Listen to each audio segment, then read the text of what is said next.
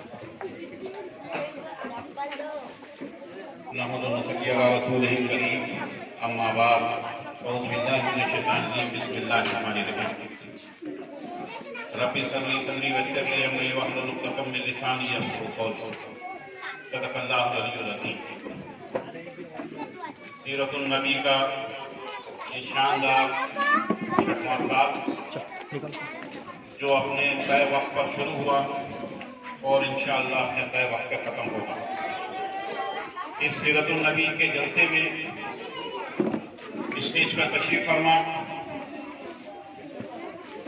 हमारे मेहमान और स्टेज के सामने और मेरी बाईं तरफ बैठे हुए तमाम मर्द व ख़वातीन, बच्चे, अस्सलाम वालेकुम व रहमतुल्लाहि व बरकातहू। ये जलसा सीरतुन नबी जो हम मना रहे हैं ये हज़रत मोहम्मद सल्लल्लाहु अलैहि वसल्लम की पैदाइश के मौके पर हर साल मनाया जाता है और इसी मौके पर यह प्रोग्राम भी ऑर्गेनाइज किया जाता है। अल्लाह ताला का बहुत बड़ा एहसान, उसका करम है कि अल्लाह ताला ने बेशुमार मखलूक इस दुनिया में पैदा किए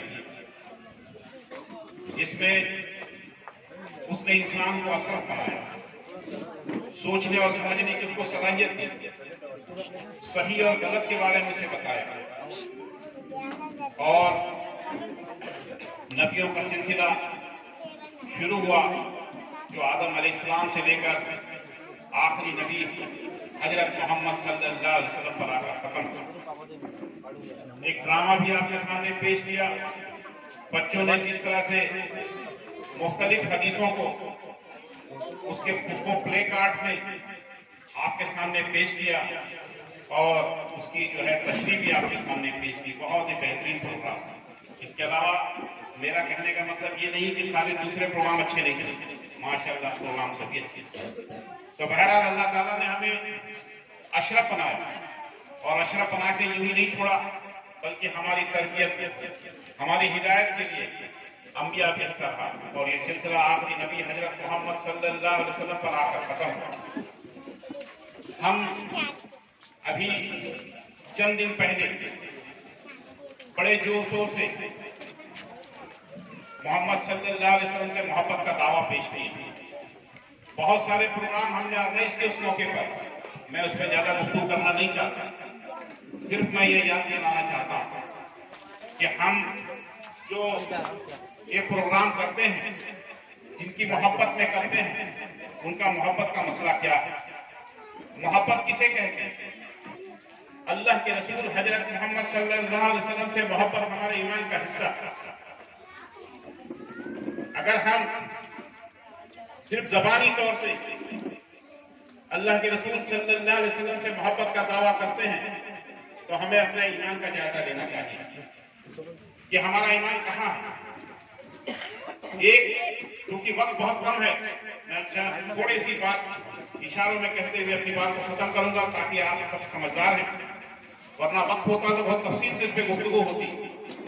और अल्लाह के रसूल हजरत मोहम्मद सल्लल्लाहु अलैहि वसल्लम की अगर सीरत बयान की जाए तो ये रात भी कम है, ये दिन भी कम है। समुद्र का पानी अगर स्याही बना दी जाए तो भी कम है। तो कहने का मतलब मेरा ये है कि हम अल्लाह के रसूल हजरत मोहम्मद सल्लल्लाहु अलैहि वसल्लम में मोहब्बत करें, ये ईमान का हिस्सा है। ایک واقعہ سمجھنے کے لیے اشارے میں کافی ہے. آپ اندازہ لگائیے جن لوگوں کو دنیا میں یہ بشارت دے دی گئی تھی کہ تم جنتی ہو. خلفائے راشدین کا دور، دوسرے خلیفہ حضرت عمر رضی اللہ تعالیٰ عنہ، جن کی باتیں یہاں کی جائیں تو بھی کم. ایک بار حضرت عمر رضی اللہ تعالیٰ عنہ اور اللہ کے رسول حضرت محمد صلی اللہ علیہ وسلم ساتھ چلے جا رہے تھے. حضرت عمر رضی اللہ تعالیٰ عنہ کا ہاتھ محمد صلی اللہ علیہ وسلم کے ہاتھ میں تھا. اللہ کے رسول صلی اللہ علیہ وسلم سے اللہ کے رسول حضرت محمد صلی اللہ علیہ وسلم پوچھتے ہیں، اے عمر، تم مجھ سے کتنی محبت کرتے ہو؟ حضرت عمر رضی اللہ تعالیٰ عنہ کہتے ہیں، اے اللہ کے رسول، اپنی جان سے زیادہ، اپنی جان کے بعد تمام چیز آپ پر قربان.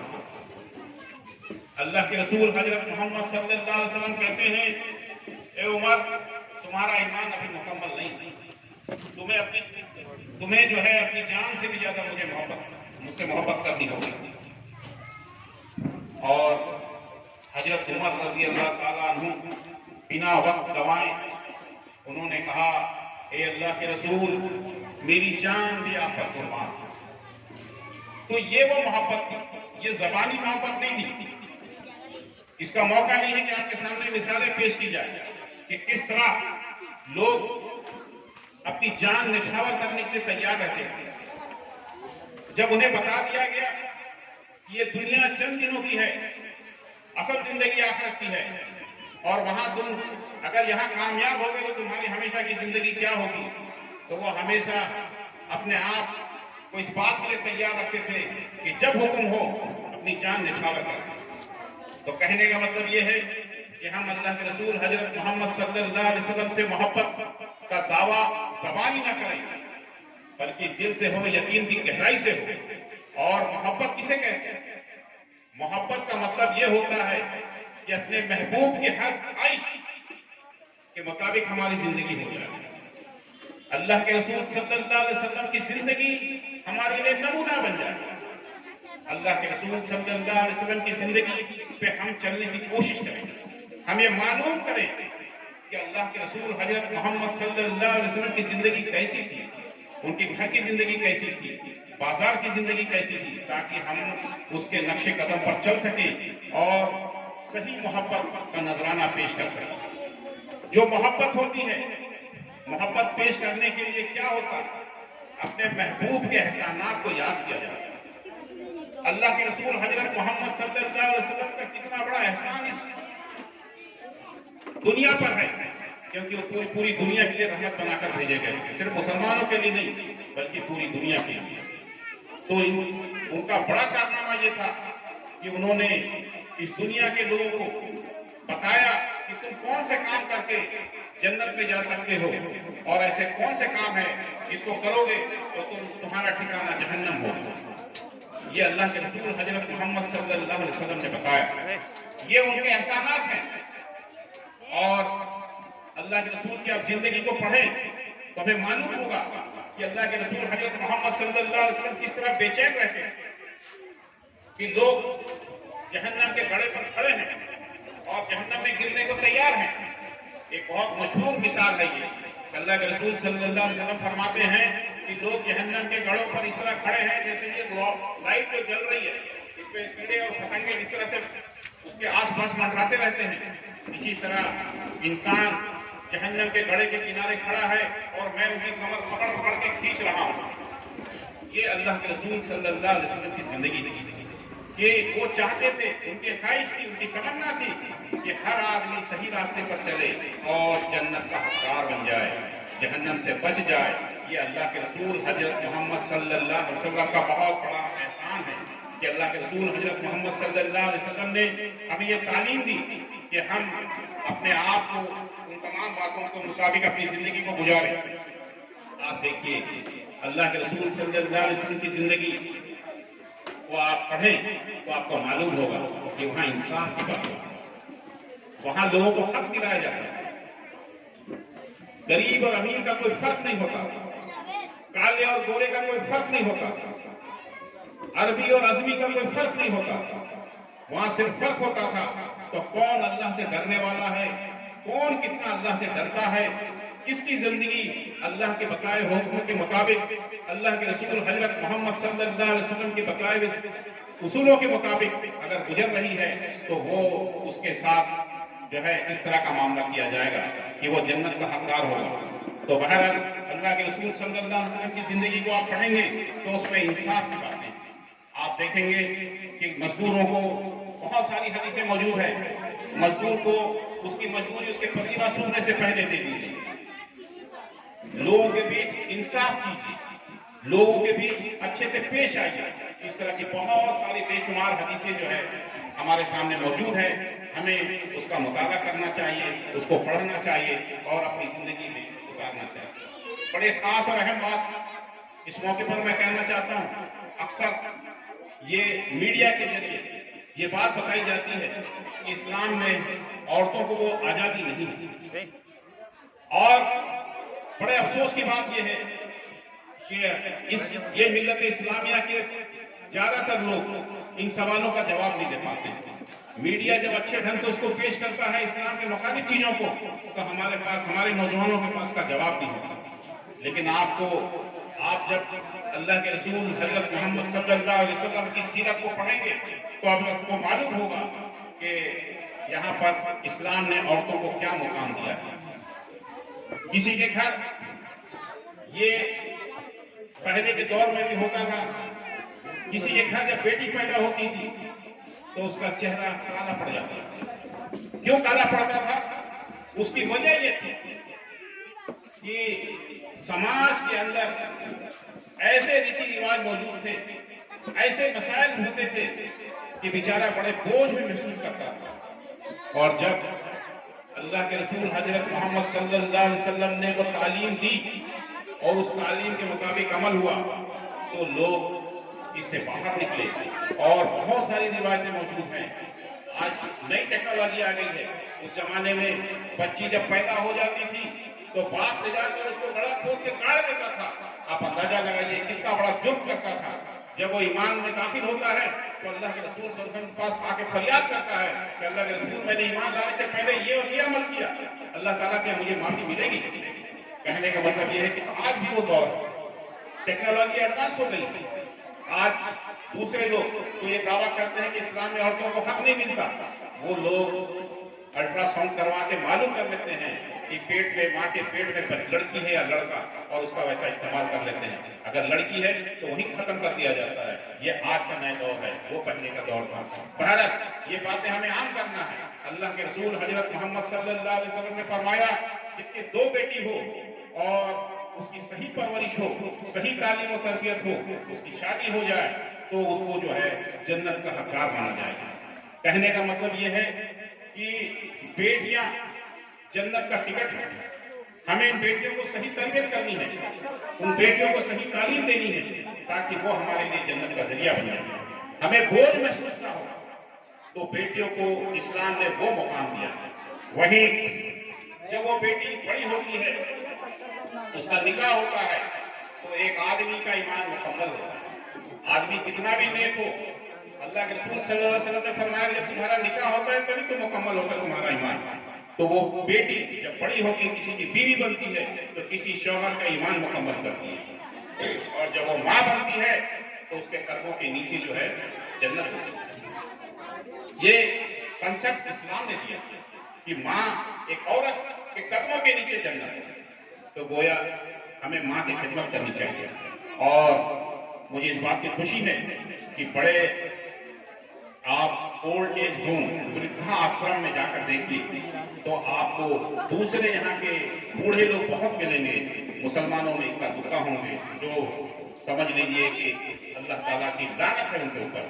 ورنہ ماں باپ کی خدمت کا اتنا اچھا موقع، اتنی اچھی باتیں جو اسلام میں بتائی گئی ہیں اس پہ الحمدللہ لوگ عمل کرتے ہیں، اور ماں کے قدموں کے نیچے جنت ان کو سمجھائی جائے، ان کو بتائی جائے تو وہ لوگ بھی جو اپنے ماں باپ کو چھوڑنا چاہتے ہیں وہ بھی نہیں چھوڑیں گے۔ تو اسلام نے وہ مقام، اللہ کے رسول صلی اللہ علیہ وسلم نے وہ مقام دیا۔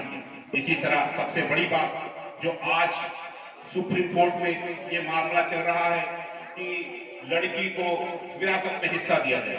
ابھی ایک فیصلہ آیا کہ ایک لڑکی کو وراثت میں آدھا حصہ دیا جائے، جبکہ اسلام میں 1400 سال پہلے قرآن مجید میں ساری باتیں آ گئی. اللہ کے رسول حضرت محمد صلی اللہ علیہ وسلم نے اس پہ عمل کر کے، صحابہ اکرام نے اس پہ عمل کر کے دکھا دیا کہ کس طرح یہ وراثت کی تقسیم ہوتی ہے اور اس میں بیٹی کا حصہ ہوتا ہے. آج کی بات ہو رہی ہے، آج حالات ایسے بن گئے، لوگ اپنے آپ کو اتنا ایڈوانس سمجھ رہے ہیں، تو یہ کہہ رہے ہیں کہ صاحب لڑکیوں کو بھی وراثت میں حصہ ملنا چاہیے. آپ اندازہ لگائیے کہ 1400 سال پہلے اللہ کے رسول حضرت محمد صلی اللہ علیہ وسلم نے قرآن کے ذریعے جو اللہ کا پیغام ہے اس میں وراثت کی تقسیم آ گئی، اس میں عورتوں کو حصہ ملا، لڑکیوں کو حصہ ملا.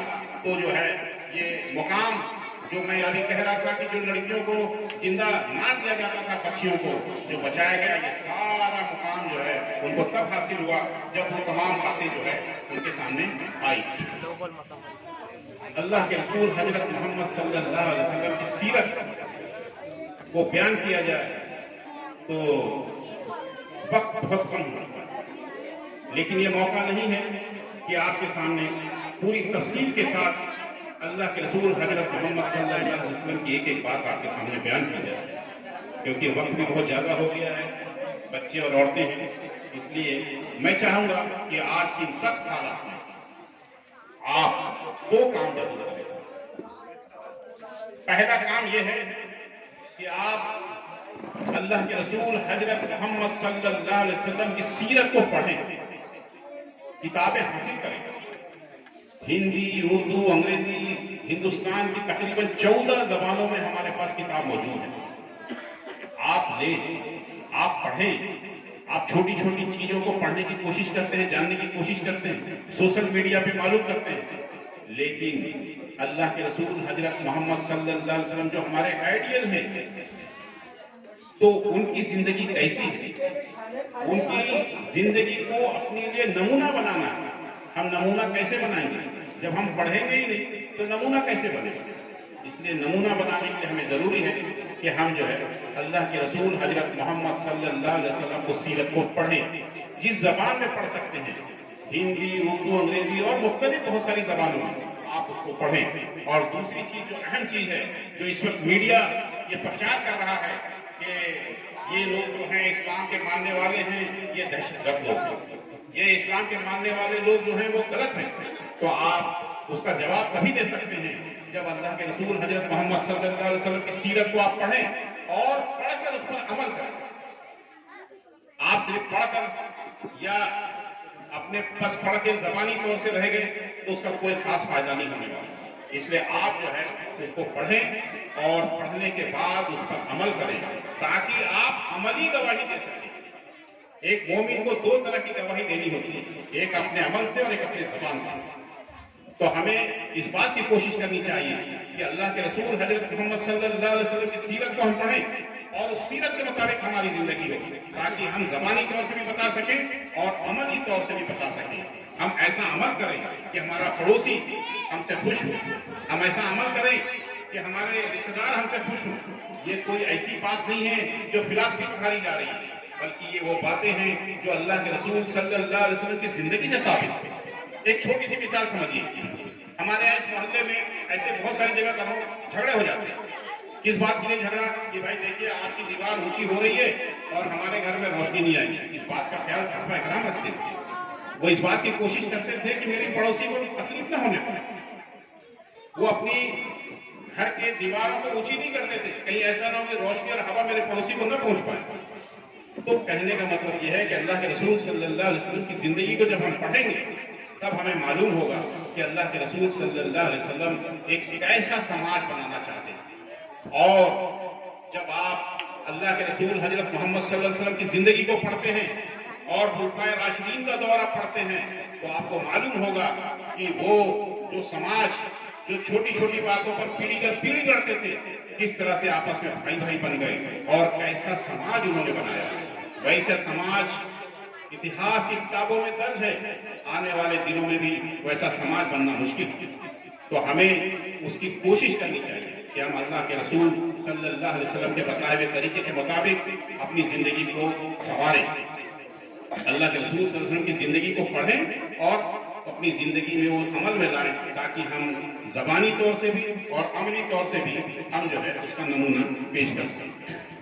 اس طرح سے سیرت کمیٹی کی جانب سے یہ 6واں شاندار پروگرام تھا اور آنے والے دنوں میں انشاءاللہ سیرت کے بڑے جلسے ہوں گے اور اس بات کی کوشش کی جائے گی کہ خدمت خلق کے کام کو الحمدللہ ہم لوگ کرتے رہتے ہیں اور اس کا موقع نہیں ہے کہ اس کی میں آپ کے سامنے تفصیلات رکھوں، لیکن آنے والے دنوں میں انشاءاللہ جب ہم بڑا پروگرام کریں گے تو سیرت کا جلسہ بھی کریں گے۔ سیرت کے جلسے سے مراد یہ ڈرامہ وغیرہ جو ہوگا اپنی جگہ ہوگا، اس کے علاوہ ہماری کوشش ہوگی کہ اللہ کے رسول حضرت محمد صلی اللہ علیہ وسلم کی زندگی پر تفصیل سے آپ کے سامنے بات آئے۔ تو اس بات کی کوشش ہوگی انشاءاللہ آگے آنے والے سالوں میں ہم اس کا بھی اہتمام کریں گے، اس کا خیال رکھیں گے کہ ہم جو ہے یہ کام کر سکیں۔ آج کا یہ جو پروگرام تھا الحمدللہ ان چھوٹے چھوٹے بچوں نے بہت ہی اچھے انداز سے ڈرامے کو پیش کیا اور ان کی جتنی بھی تعریف کی جائے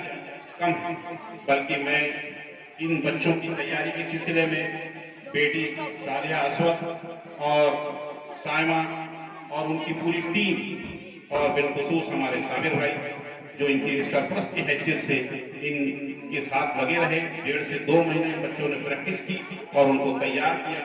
ان تمام لوگوں کی کوششوں کو اور ان بچوں کی کوششوں کو جنہوں نے ڈرامے کی شکل میں آپ کے سامنے اللہ کے رسول صلی اللہ علیہ وسلم کی سیرت کو پیش کیا، اللہ تعالیٰ ان کوششوں کو قبول فرمائے اور جو ہے ہم تمام جس طرح سے اللہ کے رسول حضرت محمد صلی اللہ علیہ وسلم کی تعلیمات یہاں پیش کر رہے ہیں، ہماری کوشش ہو، اللہ سے دعا ہے کہ اللہ تعالیٰ ان کوششوں کو قبول فرمائے اور ہمارے گناہ کو معاف فرمائے۔ وآخر دعوانا الحمدللہ رب العالمین۔